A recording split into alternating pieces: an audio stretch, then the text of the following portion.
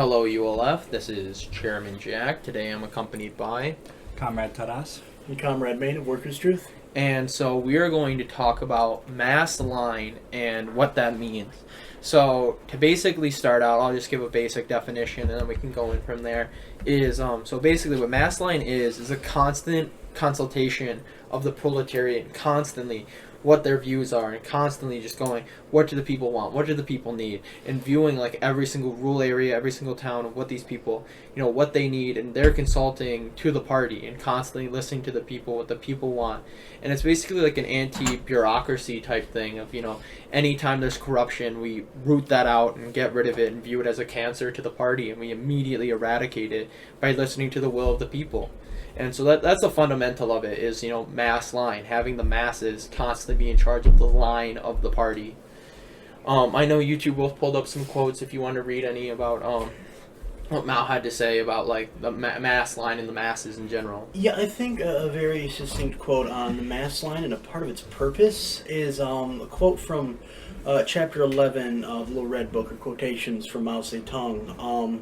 The quote goes is, "The masses are the real heroes. While we ourselves are often childish and ignorant, and without this understanding it is impossible to acquire even the most rudimentary knowledge." I think he's really getting the point there that if you are involved in the vanguard, in the revolution, it becomes easy to get bubbled in on what you think is the correct line. And we can see that today with a lot of the modern communist movement or parties, and how they've bubbled in internally and do not interact with the masses. I think he's saying there that to have a good line and a correct line and one that is effective, that you have to be with the masses in making that line. You have to be with the masses in carrying out your work. Because if not, you're just a group of 10 people or whatever sitting on a pedestal declaring that you're right without the opinion of the masses involved. Right. Mass line, essentially the way I interpret it a lot, is it's an evolution of democracy. It's meeting the needs of the environment and meeting the needs of the people in the way that is most appropriate. So it's taking our conceptions of democracy and our conceptions of creating this greater movement and this greater consensus on these issues and stuff, and really applying that and really making that a fundamental truth of the movement. It's almost akin almost like a form of direct democracy to the people. Mm-hmm. It's directly consulting the people and bringing the masses in on what the party is engaged in and what their line is, instead of the other way around. It's bottom up instead of top down. Yeah. Which I definitely think directly confronts like what a lot of people think of Mao as like some brutal dictator. Yet he was constantly, and I mean ruthlessly, consulting the masses and even ruthless self-criticism of anytime there was a corrupt official, anytime someone went against what the masses wanted. He was ruthless in how he, criticized himself for allowing this to happen, and ruthless in trying to get rid of corruption. And I'm not saying ruthless isn't a bad thing. I'm saying it is good of the sheer efficiency that is done to make sure the masses are being respected and followed, rather than having some random bureaucratic state. Right. Ruthless as in he was unapologetic about the fact that he was willing to commit to this. He was willing to commit unapologetic wholeheartedly. and firm. Yeah.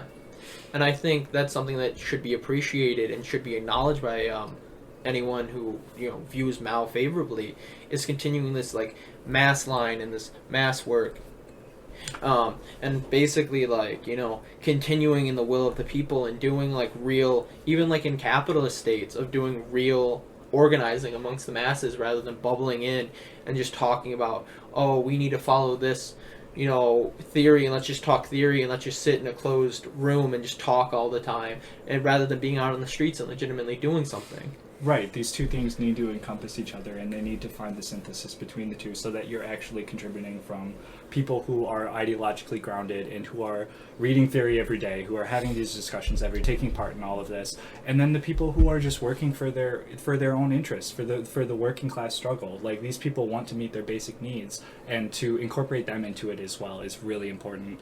I think to take from Mao, he teaches that the vanguard cannot work in isolation from the masses. So there can be no separation. There may be, but there can be truly no separation between the people who are preaching this ideology and the people who are benefiting from it. You need to see the two of them come together And you can't have just this vanguard of people who are preaching and propagandizing and expecting the struggle to successfully progress and the masses to just come along and support them, because they don't have the ideological grounding or the ideological base for them to come to these same conclusions. You need to be willing to work with them and help people come to these understandings on their own and see how these things benefit themselves.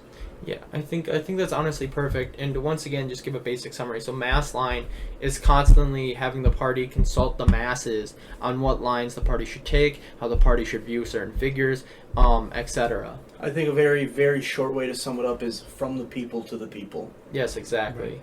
I think that's a very good definition. So I think that's a good closer. So this has been Chairman Jack. Thank you so much. This is Comrade Taras. This has been Comrade Maine, and thanks for listening.